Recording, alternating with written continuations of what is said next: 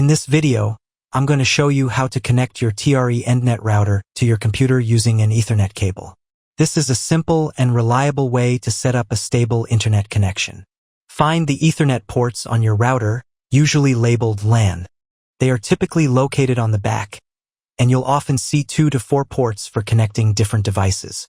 Next, connect one end of an Ethernet cable to the LAN port on your router.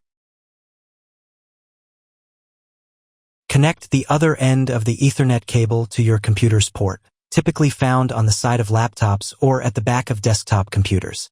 Your computer should automatically detect the connection. If it's not working, check to see if your router is turned on and set up correctly.